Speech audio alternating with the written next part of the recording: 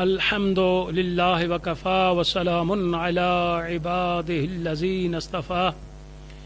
خصوصا علی محمد المصطفی وآلہ الطیبین الطاہرین الشرفاء اما بعد فقد قال اللہ جل شانہ فی محکم کتابہ بسم اللہ الرحمن الرحیم یا ایہا الذین آمنوا کتب علیکم الصیام کما کتب علی الذین من قبلکم لعلکم تتقون۔ میرے تمام مسلمان سامعین و ناظرین، آج فضائل رمضان پر ہمارا 8واں جو ہے درس ہے۔ 7 درس ہم پہلے دے چکے ہیں، آج 8واں ہمارا درس ہے، اور مسلسل جس آیہ مبارکہ پر ہم گفتگو کر رہے ہیں وہ سورۃ بقرہ کی آیت ہے، جس میں اللہ تبارک و تعالی نے روزے کے وجوب کا تذکرہ فرمایا ہے۔ ذات پروردگار نے ارشاد فرمایا، یا ایھا الذین آمنوا، اے ایمان والو، کتب علیکم الصیام، فرض کیے گئے ہیں تم پر روزے، کما کتب علی الذین من قبلکم، جس طرح فرض کیے گئے تھے ان لوگوں پر جو تم سے پہلے تھے، لعلکم تتقون، تاکہ تم متقی بن جاؤ، تاکہ تم بچ جاؤ، تاکہ تم جہنم سے آزادی کو حاصل کر لو۔ اس آیہ مبارکہ پہ مسلسل آج ہمارا یہ 8واں درس ہے۔ اس آیہ مبارکہ میں خالق کائنات نے وجوب روزہ کو بیان فرمایا ہے کہ روزہ جو ہے یہ واجب ہے، روزے واجب ہیں۔ اللہ فرماتا صرف یہ نہیں کہ تم پر ہی میں نے واجب کیے ہیں، بلکہ تم سے جو پہلے لوگ تھے ان پر بھی روزے جو تھے وہ فرض تھے۔ تو آج 8واں روزہ ہے ماہ رمضان کا، اور 8ویں روزے کی عظمت و فضیلت نبی کریم کے نزدیک کیا ہے، اہل بیت اطہار کے نزدیک 8ویں روزے کی عظمت و فضیلت کیا ہے، آپ مومنین سماعت فرمائیں، اور ماہ رمضان کا 8واں روزہ ضرور رکھیے، اور ماہ رمضان کا 8واں روزہ رکھ کر اس اجر و ثواب کے مستحق بن جائیں جس کا وعدہ پیغمبر اسلام صلی اللہ علیہ وآلہ وسلم نے کیا ہے۔ 8ویں روزے کی عظمت کو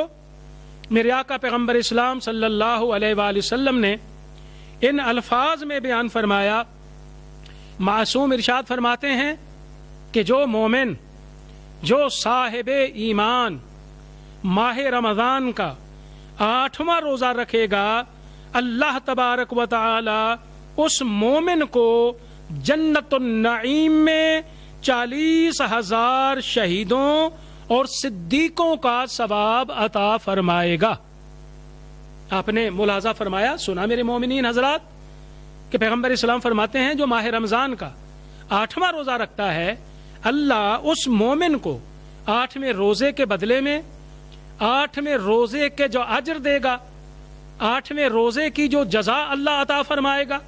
امام الانبیاء علیہ الصلوۃ والسلام فرماتے ہیں کہ جنت النعیم میں اللہ اس مومن کو 40,000 شہیدوں اور صدیقوں کا اجر عطا فرمائے گا جو ادب و احترام کے ساتھ جملہ شرائط روزہ پر عمل کرتے ہوئے ماہ رمضان کا جو 8واں روزہ رکھے گا، یہ اللہ اس کو اجر عطا فرمائے گا۔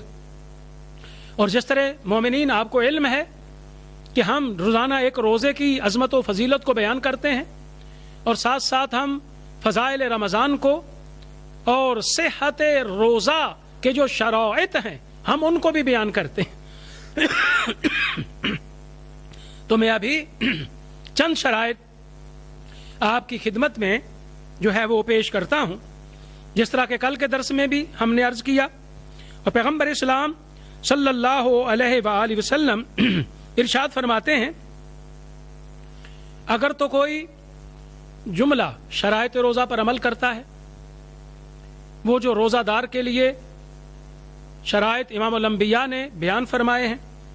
اگر تو ان پر وہ کما حق کو عمل کرتا ہے تو وہ روزے کے اجر و ثواب کا مستحق بن جائے گا۔ کس اجر و ثواب کا؟ جس کا پیغمبر اسلام نے وعدہ فرمایا۔ اور اگر وہ کسی بھی روزے کی شرط کو پورا نہیں کرتا تو معصوم علیہ الصلوۃ والسلام نے فرمایا پھر اتنا اس کا اجر بھی کم ہو جائے گا، اس کا ثواب بھی پھر وہ نہیں رہے گا کہ جس کا وعدہ پیغمبر اسلام صلی اللہ علیہ وآلہ وسلم نے کیا ہے۔ جس طرح کے روایات میں ملتا ہے، پیغمبر اسلام صلی اللہ علیہ وآلہ وسلم رسول خدا علیہ الصلوۃ والسلام جو ہیں وہ بازار سے گزر رہے تھے اور ایک عورت اپنی کنیز کو گالیاں دے رہی تھی۔ جس طرح کہ کل کے درس سے ہم نے عرض کیا کہ حال گالی دینا تو ویسے ہی گناہ ہے، گالی نہیں دینی چاہیے، اور حالت روزہ میں تو بالکل ہی کسی بھی حوالے سے ٹھیک نہیں ہے، اس کا روزہ باطل ہو جائے گا۔ جب امام الانبیاء علیہ الصلوۃ والسلام جو ہیں وہ گزرے تو ایک عورت تھی حالت روزہ میں، وہ اپنی کنیز کو گالی دے رہی تھی، تو میرے آقا پیغمبر اسلام صلی اللہ علیہ وآلہ وسلم نے جب یہ دیکھا تو میرے آقا علیہ الصلوۃ والسلام نے کھانا طلب فرمایا، صحابہ کرام سے کہا کہ کھانا لاؤ۔ جب صحابہ کرام سے کہا کہ کھانا لاؤ، جب وہ کھانا لائے تو پیغمبر اسلام صلی اللہ علیہ وآلہ وسلم نے اس عورت کو کھانے کی دعوت دی جو اپنی کنیز کو، اپنی نوکرانی کو گالیاں دے رہی تھی۔ تو جب پیغمبر اسلام صلی اللہ علیہ وآلہ وسلم نے اسے کھانے کی دعوت دی تو اس عورت نے عرض کیا، یا رسول اللہ میں تو روزہ دار ہوں، آپ مجھے کہتے ہیں کہ میں کھانا کھا لوں، میں تو حالت روزہ میں ہوں۔ جب اس عورت نے کہا کہ میں حالت روزہ میں ہوں تو پیغمبر اسلام صلی اللہ علیہ وآلہ وسلم نے ارشاد فرمایا کہ تو کس طرح حالت روزہ میں ہے جبکہ تو حالت روزہ میں اپنی کنیز کو گالیاں دے رہی ہے۔ تو پیغمبر یہ بتانا چاہتے ہیں کہ حالت روزہ میں کسی کو گالی دینا جو ہے اس سے روزہ باطل ہو جاتا ہے، اس سے روزے کا اجر و ثواب جو ہے وہ نہیں ملتا۔ تو میرے آقا پیغمبر اسلام صلی اللہ علیہ وآلہ وسلم نے اس عورت کو فرمایا کہ اے عورت، روزہ صرف کھانا پینا چھوڑ دینے کا نام نہیں ہے، بلکہ روزہ تو اس چیز کا نام ہے کہ تمام امور قبیحہ جو ہیں ان سے انسان اگر بچتا ہے تو یہ روزہ ہے، خواہ وہ بد کرداری ہو، بد گفتاری ہو۔ میرے آقا علیہ الصلوۃ والسلام نے ارشاد فرمایا کہ اے افسوس کتنے لوگ ایسے ہیں کہ جو بھوک جھیلنے والے ہیں اور بڑے کم وہ لوگ ہیں کہ جو حالت روزہ میں ہیں۔ یعنی پیغمبر اسلام کے کہنے کا مقصد یہ ہے کہ اگر تم روزہ میں ہو، جس طرح کہ ہم نے کسی درس میں عرض کیا کہ جب انسان حالت روزہ میں ہے اس کے تمام اعضائے جسم کا روزہ ہونا چاہیے، صرف یہ نہیں ہے کہ بھوکا اور پیاسا صبح سے شام تک انسان بھوکا اور پیاسا رہتا ہے تو مقصد روزہ اس سے پورا نہیں ہوگا۔ مقصد روزہ کس وقت پورا ہوگا کہ جب ہم جملہ شرائط روزہ پر جو ہے ہم عمل کرتے ہیں۔ اور روزے کی عظمت کے ساتھ ساتھ ہم نے کل کے درس میں درود پاک کی عظمت و فضیلت کو بیان کیا، اور اب میں چند احادیث پیغمبر درود پاک کے بارے میں صاحبان ایمان کی خدمت میں پیش کرنا چاہتا ہوں۔ تو پیغمبر اسلام صلی اللہ علیہ وآلہ وسلم نے ارشاد فرمایا کہ جو شخص،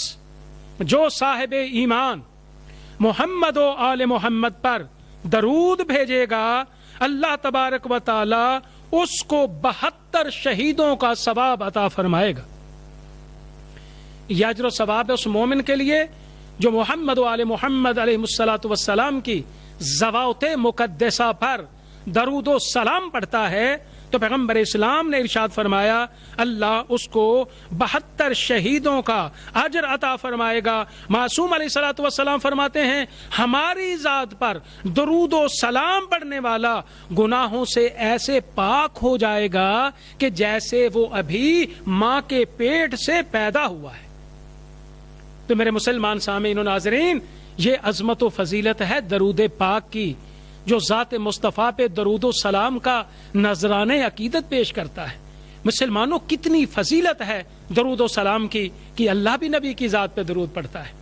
اللہ کے ملائکہ بھی نبی کی ذات پہ درود پڑھتے ہیں، اور پھر اللہ صاحبان ایمان کو دعوت دیتا ہے کہ اے صاحبان ایمان، اے مومنوں، تم بھی ذات نبی علیہ الصلوۃ والسلام پر درود و سلام بھیجو۔ اور میرے آقا پیغمبر اسلام صلی اللہ علیہ وآلہ وسلم نے ارشاد فرمایا کہ جو شخص میری امت سے مجھے یاد کرے گا، میرے اوپر درود بھیجے گا، تو خدا اس کے گناہوں کو بخش دے گا، اگرچہ اس کے گناہ ریت کے ذرات جتنے ہی کیوں نہ ہوں۔ ریت کے ذرات جتنے گناہ ہیں تو اللہ وہ بھی معاف فرمائے گا کس کے؟ جو ذات رسول پر درود پڑتا ہے۔